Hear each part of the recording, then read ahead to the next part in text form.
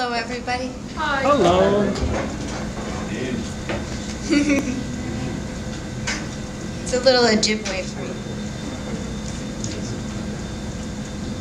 First, I wanted to do a little just light announcement that I'd like to start a poetry group, but over in my neck of the woods, which is in Stillwater. And so I've got a piece of paper. If anybody wants to be a part of it, put your name and email down, and when I figure it out, I'll contact. So I have 3 poems for you tonight. This first one I just got done with it a couple days ago. It's there. A night of jazz mixed with bits of poetry begins with the deep notes of a horn drifting the streets in wait for the whispering sax to rise from the staircase of brown stone. He follows the old sounds of jazz. I'm going to start over because I can't read with my glasses. I know, isn't that funny? I can't see up close with them on. Everything's like blurry. So, okay, let's start over where I can see. A night of jazz mixed with bits of poetry begins with the deep notes of a horn drifting the streets in wait for the whispering sax to rise from the staircase of brown stone. He follows the old sounds of jazz to a door of ancient weight marked with carvings of time and place. The door opens to a dimly lit room, smoke laced with a bourbon scent, 50 years times past. He's been gone from this tavern of jazz, where musicians blend in the walls that know the notes that jam all night in Colombian haze. As he watches a woman move from the shadows, he's caught by her brown eyes, and how he knows she is the poet they say. Flew amidst a river of words and carved couplets in stone. He bends down to get up and she's gone. Only a white feather floats down to the sounds of jazz.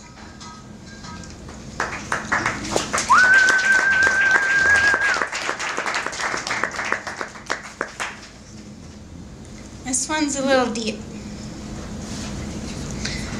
It's called Invisible in Central Park. Under a bridge, a man leans over, gagging.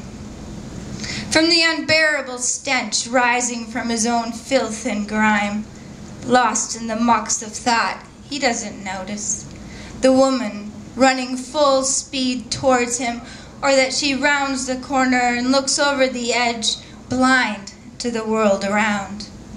She cringes as her thoughts try to swallow her whole on this day of ungodly heat. She moves to run, but is stopped in mid-step to smell the familiar scent of the long-awaited rains.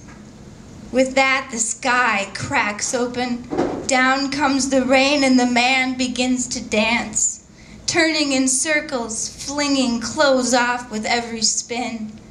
He stands naked, arms raised to the rain. Unaware, she peers down, mesmerized by his freedom. Is he insane? Is she? Or is it this world of labels, pushing their limitations, all wrapped in falsities of a make-believe order with unreachable expectations? She smiles at these thoughts, at the naked man below. As the rain slows to a sprinkle, he sees her for the first time and smiles back. Their eyes lock in an exchange of unspoken acceptance, lingering long after she walks away with a skip in her step, and he pulls out a hidden bag with clean clothes.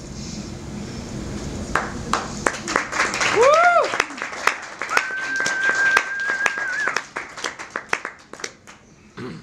So many people are invisible.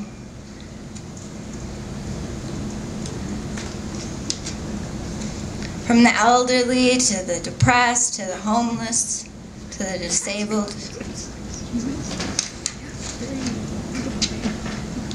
If you're Indian, that's another one. I'll bring that poem someday. Oops, that's not. Okay, the last one, because I won't leave you with that heaviness, is called Sway. I remember the way I moved through city streets, a swish to the right, a sway to the left. I would walk for miles, lost in dazzled youth, among a million thoughts, weaving the streets with sway.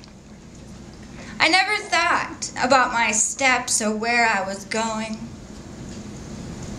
There was no way to know. I should have bottled up my sway and saved a little for later.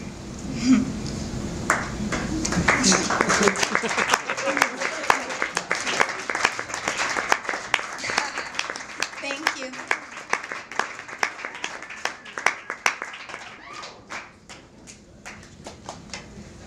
Keep that going.